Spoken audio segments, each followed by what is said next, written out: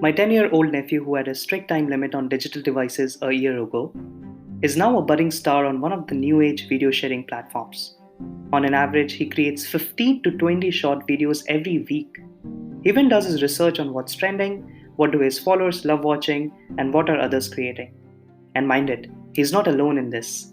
In 2019, TikTok was the second most popular downloaded app in the world, second only to WhatsApp, and has almost a billion active users worldwide. I went on TikTok to see what the craze is all about. And what struck me the hardest was the idea that unlike the hand picked, makeup, and airbrushed celebrities that clouded my teenage daydreams, the people teenagers are obsessing over on TikTok are just really silly people like you and I making videos on their phones. Real people, real videos. Welcome to Tech Me to the Future, our podcast about technology, innovation, and their impact on society and human behavior. Please welcome your host, Mayang Sanchetti. Our guest on the show today is Joseph Zhu. He completed his undergraduate in engineering from National University of Singapore and went to do his MBA from the prestigious UC Berkeley Haas School of Business. He has since been working in the technology space, first in the Bay Area and now in Singapore. He currently is leading a team in TikTok in the media space to improve business operations, influencing the platform algorithm. Welcome, Joseph, to the show. Thank you, Mayank. Why don't you tell us more about your role at TikTok? Sure. So right now I'm in TikTok. I'm part of the larger team doing both in the product and is working with product and process teams to make sure TikTok it is suitable for the market, suitable for our community. So for me, very helping. I love working with technologies, and I've seen the tech has been changing through different business models. I'm very happy to share with you if anything, if I was interested. You mentioned about how the market influences the technology, and I'll be talking about more in detail with you on that part. But before we begin, do you yourself use TikTok, and how often? Yeah, so even before I joined TikTok, I use TikTok or Douyin in the Chinese form, not for much for consumption, but just to understand the products. I create videos and also want to try to understand the passion economy. I try to become influencers on those platforms, even on YouTube. I have my own channels. I create a bunch of videos and try to any people follow me. Not very successful, and I also try to use that to understand the mechanism. How does TikTok promote videos? How do they control the impression distributions? Those help me to understand why people use TikTok and how do they make sure the model of follower influencers being sustainable. Not much from purely entertainment perspective, but just to understand the economy. Makes sense. Now, if I get my facts in check, TikTok was the second most downloaded app in the world in 2019, second only to WhatsApp, and it has more than 1.5 billion downloads across the world. Now, you mentioned that you are an avid YouTube user, and YouTube has been there since 2005. What do you think TikTok changed and how? Yeah, the way I see why TikTok becomes popular, I'll use the analogy that mainframe computer versus laptop or personal computer. So mainframe data was very professional and very few units of computer being used by dedicated people. And as the laptop becomes easier and easier to be used and cheaper, there's more people start to adopt it. I see on the information on the media consumption wise is a similar trends. So on laptop, certainly, and so firstly, video is much easier medium to consume than text. On Google's on the Google age, on the Facebook age, predominantly all the consumption content is on text. And the next media that's easier than text is image, and that's what promotes Instagrams, all those picture related companies to become popular. And certainly video is much more easier to be consumed than text and image. However, there's the challenge for videos to be consumed is because you need to have a device that needs to be fairly stable and need to receive those things. Previously, we were downloading videos through BitTorrents, and I mean, that is not a normal user can do, right? It's fairly professional.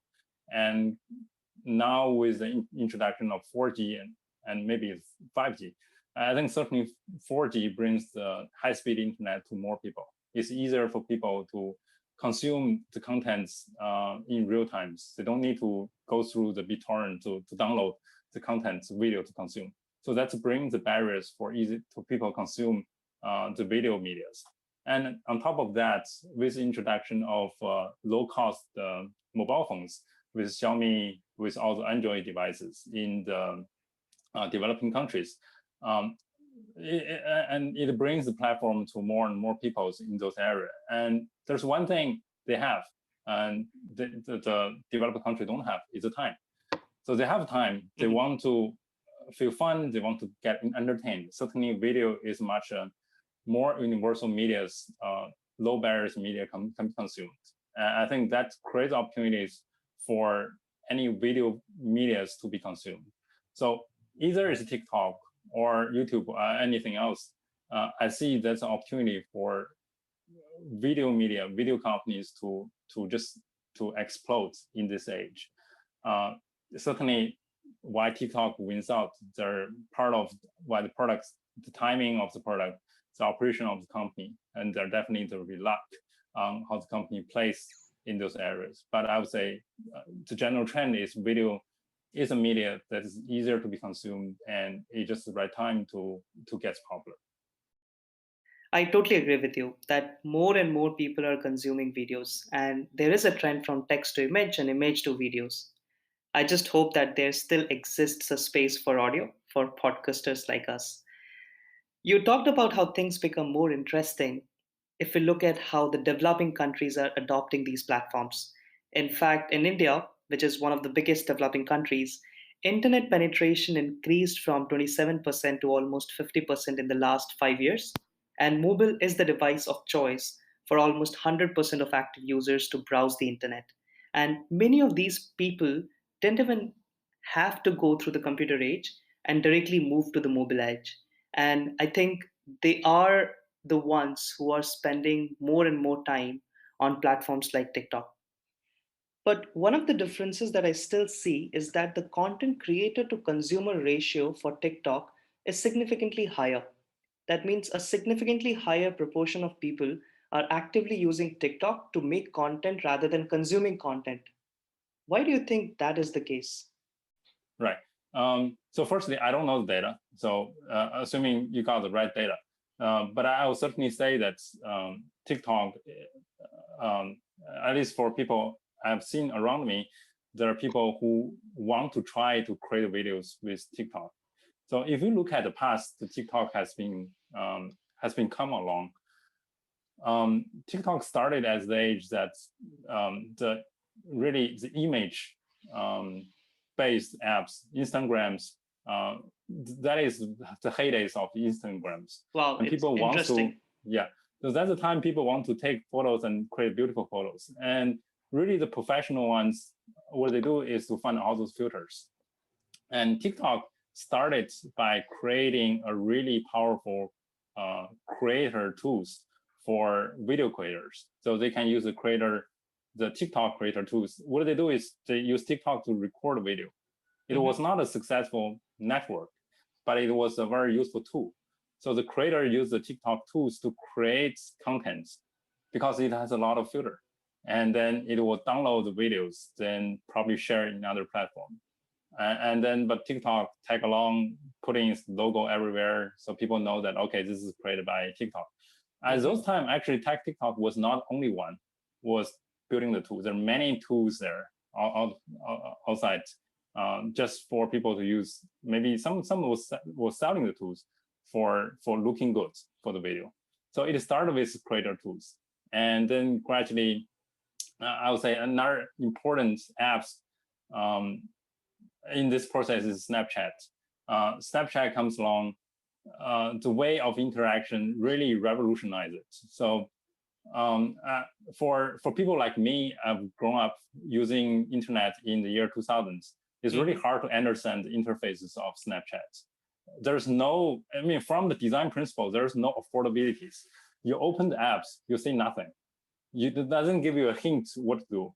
But for people who are high schools open the apps, they get used to. That's the first app they work with. They know that they swipe up, swipe left, swipe right, swipe down. There are a lot of interactions they can do, and allows them to create a really sophisticated interaction there to bring in Photoshop quality filters into that.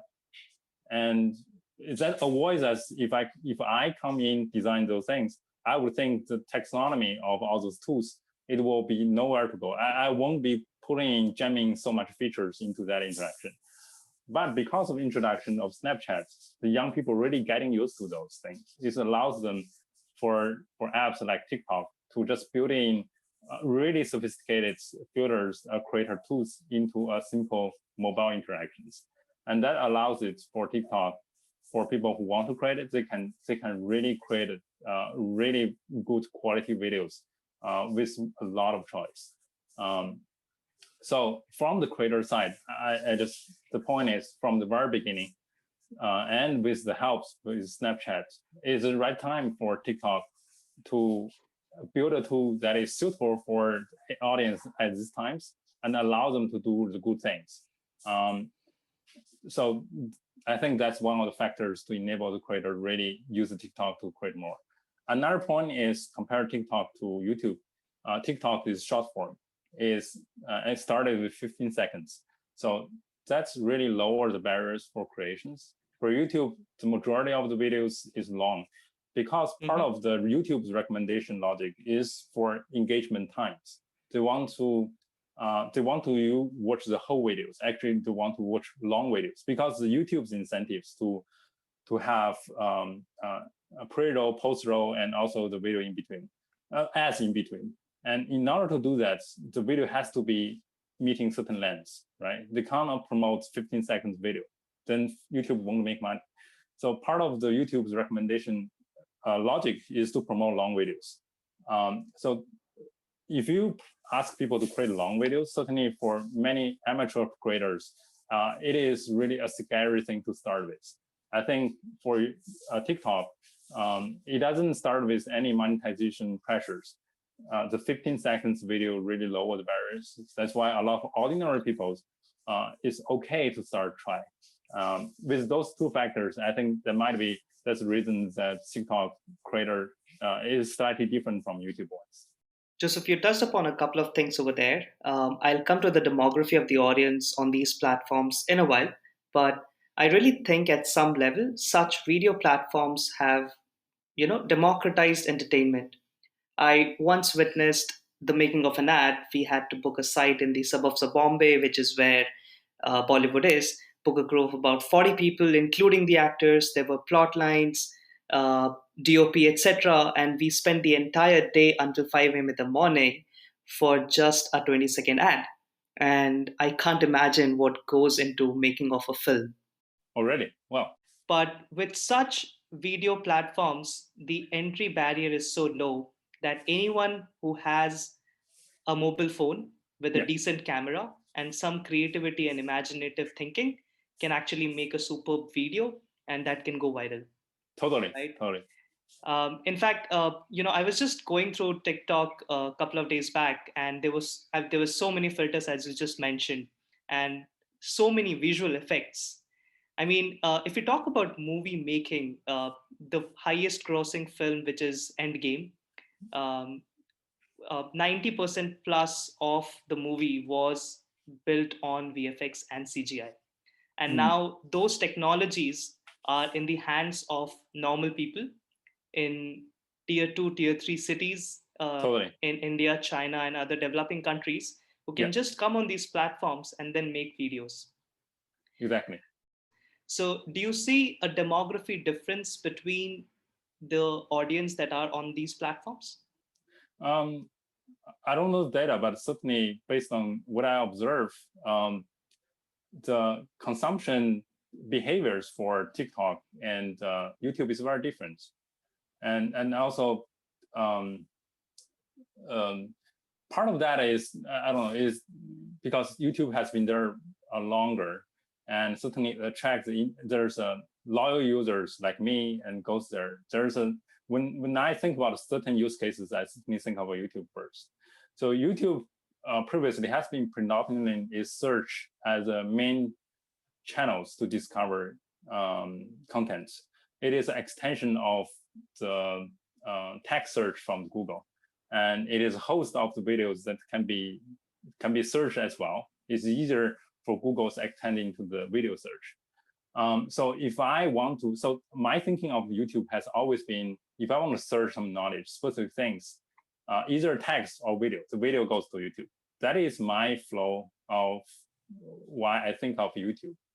And for TikTok, people think about TikTok. There's no specific intentions what I want to do. I feel bored. I have a few minutes. I open the app. I'm just waiting, passively waiting for what's coming to me. And I think for the mental mode coming to this app, two apps are very different. Certainly, I would say TikTok is much, the audience on TikTok platform, I certainly believe should be much younger than YouTube. Because of the type of content, because of the demographics, the type of content has been created there. It certainly attracts the young people there. But I don't think the ambitions of TikTok company stops at the young people.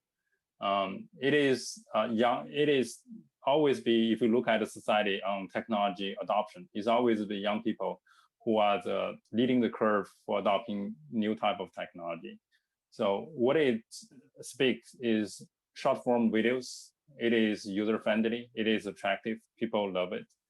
And gradually, as the current people gets older and older and gets more popular, it will spread to other spectrums of the society. And TikTok will find other use cases for those audience. And I certainly believe that, I don't know the exact plan, but I certainly believe that there should be a strategy behind that to utilize the short video forms for other use cases, for other demographics in the society. Got it. What need is being fulfilled by TikTok? Is it just entertainment? As you mentioned, that if a person is bored, they just go on TikTok and then passively take in the content being created by someone else? Or do you think it can evolve, or it is already evolving into something even bigger than that? Yeah.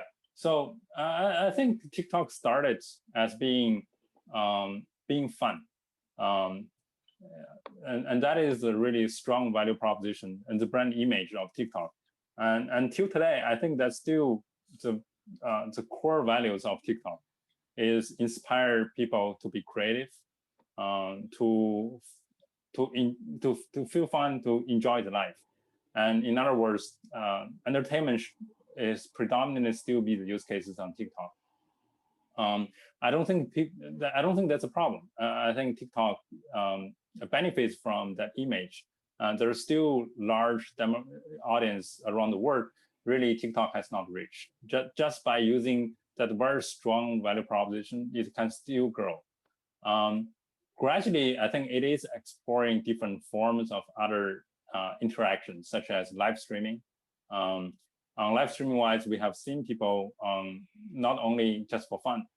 It goes into, in China, we have seen people selling stuffs on live streaming. So that will attract not only for young people for entertainment, and also on short video forms in China, there are many creators using short form videos as really acquisition tools. So short forms, 15 seconds videos, you follow me, I will, if you want additional information, either is education, either is maybe e-commerce, buy something, I can transfer you to other sites, or becomes my own private funds in other platforms. But it's really a discovery and user acquisition tools for other transactions in the society. So I believe the same trends will emerge in other parts of the world. I think we will start to expand beyond just entertainment. It will be just a form of information exchange with a medium of short form video. That's actually very interesting to hear that, how a platform of entertainment can also be a source of e-commerce. It can be a platform where you have user engagements, you have the presence and time span of a user. Right. I think the primary reason is because people spending time on this media. So whether it's right form or wrong forms, and other type of business needs to adapt, just insert themselves into this time because the attention is there. People are getting used to this. As people starting adjust themselves into this form of attention business, everything can naturally fit in there. Makes sense. So I think, Joseph, I think it's a good segue for us to get into the other segment and a couple of other questions that I have. Let's start with the point that you mentioned earlier, that how the market and society influences the technology as it is. So how do you think that happens? How do you think the algorithms of how the feed generates on TikTok gets influenced by what's happening in and around ourselves? Yeah. So there are two parts. I think there's a micro and bigger ecosystems, how society give birth to different type of new technology. And there are in the really micro in the and unit person, single person, individual's perspective, how does the technology interact with the people or cultures in a very small society or community. So on the larger form, I don't think the society give a direction of the society. Rather, is the society just evolve itself? There's a consensus on, or naturally, organically, the society, the people, from societal development process, they reach a stage that they are just, I would say, ready to accept a certain ways of technology. And they don't give directions to any technology company CEOs that you should build anything. They don't give a hint, but rather people just try to infer the current social development or technology infrastructure development and experiment different forms of technology and see which one would be right to be adopted by the society. I think TikTok was one of the lucky ones. Many people have tried similar forms, and some will succeed, some didn't. But I see that it's more of a social experimental process, and just people finding the right timings. The society is ready, the technology is good to use, and then bingo, that will explode. That's how it works in the larger scale. On the micro scale, on the recommendation pieces, now essentially for TikTok or for YouTube, they are for-profit organizations, and they certainly carry social responsibility to make sure the content is safe and to make sure they follow the regulations and ethical standards working with the society. However, they also driven by business goals, which are they want people to love their products. They want to spend a long time. They want to keep engaging using the products. And people have preferences. If you tell the people what they should do, that's education. That's you go to school and we tell you what's right and what's wrong. I think those companies as a form of media is trying to discover what people likes and trying to reinforce what they like and bring a similar content and make the people keep inspired or finding similar things, and maybe they will change from a consumer to be a creator and create a similar content to inspire others. So the way I see on the individual level is a reinforcement process. It is the technology trying to decide what people likes. That is a trial and error process. we serve you 5 or 6 different tastes of videos and see what's your response. And based on your response, we give you more. And in between, we tell you maybe you can be a creator and you should try to create something. Like I give you traffic, you feel happy, and you will create more. So, and for people who has the talents to become a creator, then they will start create more, and that helps the platform to grow bigger. So I see that in the individual level, is a reinforcement process. The technology hope to brings out the best part of the individual, and the individual leverage technology to scale their impact. So that impact will keep grow and grow, and hopefully both the society and technology will win in the end. So you mentioned that the purpose of these platforms is to show me what I like, more and more of it. Yeah. My only worry about this is, does it create a sense of availability bias and throws me in a loop of my own self-interest, which makes me unaware about things happening which I don't like. And then this is how it may polarize or fragment the society in the way that is not constructive for the entire society. Yeah, so I agree that if we allow the reinforcement loop just continue without any boundaries, it may not end well. So there certainly needs to have a boundaries and has a limit. But on the other hand, I don't think this generation of media platform is a creator of those problems. And fundamentally, as a product builders, I think the most important part is to understand human.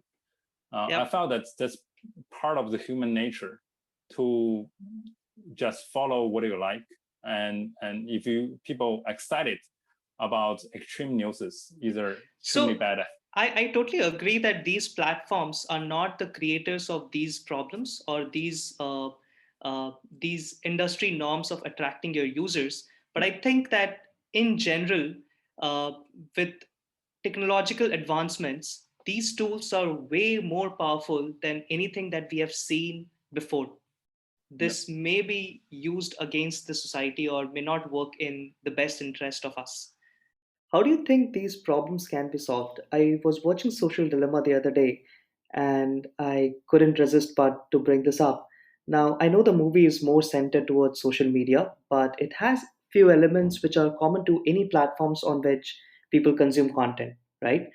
One is the attention span and how these platforms can make people addictive to them.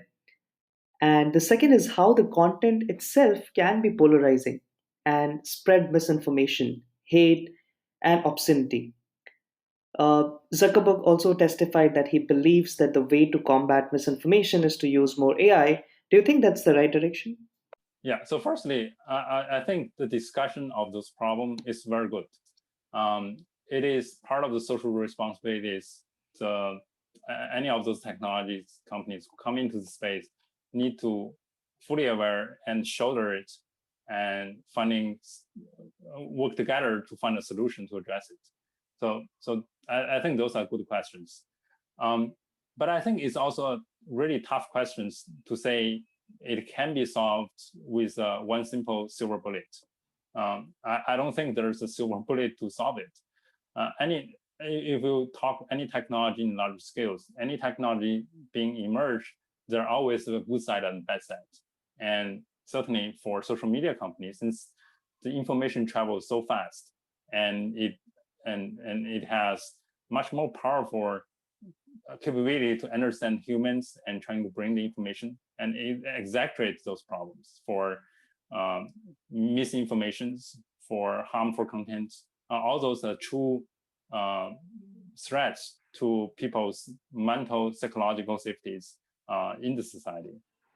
So I don't think it can be solved by technology alone. And certainly, but I think the technology company should do more to define from the policy wise to define its limit, and also from the technical capability wise to build up more capabilities to to help filters to surface any suspicious content, and also work with external parties for when they're even not on the platform to bring education programs, to raise their awareness, to bring the resilience to the society. Also, limiting the usage to specific users. Like car is not for every people to drive. It's only for people who are able to drive, they can drive. Similarly, media platforms cannot be consumed for everyone. It should be for people who has knowledge, who are able to knows what is suitable and what control, what able to how to handle those potential threats to consume. That's why similarly on gaming, on movies, everything has a rating. So it got to be a society working together on both on the content creation part as well as general society to bring up a system together to tackle that. I don't think AI alone is a solution. Even today, AI cannot address all the problems, simple problems. There are many edge cases we need to have human interventions. I don't think that human can address that in the future at all. I don't see that day at all.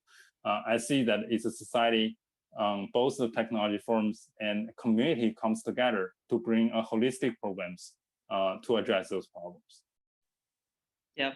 You shared an analogy of car, right? For me to be eligible to ride a car on roads of, let's say, Singapore, Yeah. I need to get proper licenses and everything. So there are regulatory bodies around to control whether I am eligible to do that or not. Yeah. I'm a little afraid that at this point in time, regulatory bodies haven't evolved to have these controls on the platforms, Yeah. such as TikTok or Facebook or Instagram. What do you think are the responsibilities and of the government or the other regulatory bodies, and how are these companies working with them? Yeah, I think government has huge responsibilities to protect its citizens and also work with all the technology companies to push them to shoulder their social responsibilities to protect the safety for the community. And many countries has been doing that, has been very super advanced on that. Europe has been passing GDPR on privacy data.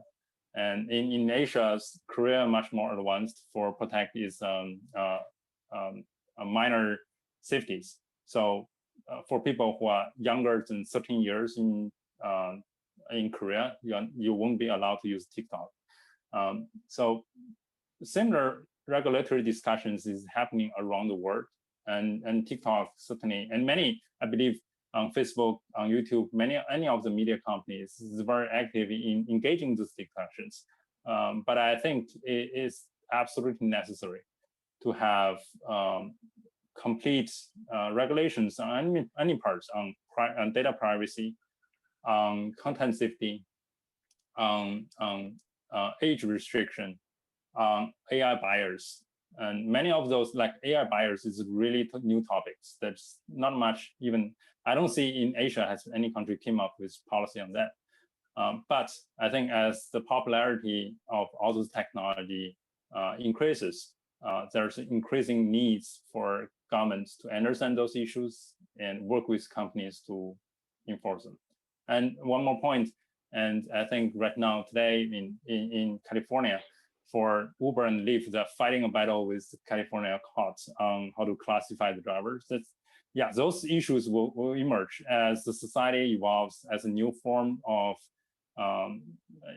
relationship between employer and employee. There's always be new discussions on how do we make sure we increase the economy, yet keep the people,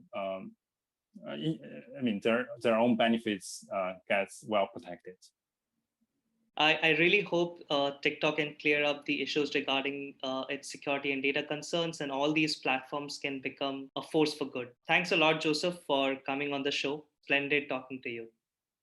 My great pleasure. Thank you for having me. Thank you, Mike. These new age video platforms are undoubtedly powerful tools to share ideas and relatable stories. These are great sources for entertainment and perspectives. On the other hand, these platforms may also shape a generation into an always seeking validations, with short attention spans, easily distracted by clickbaits. However, one thing is for certain: the entire short video making platforms have changed the society in more than one ways. And this is just the tip of an iceberg.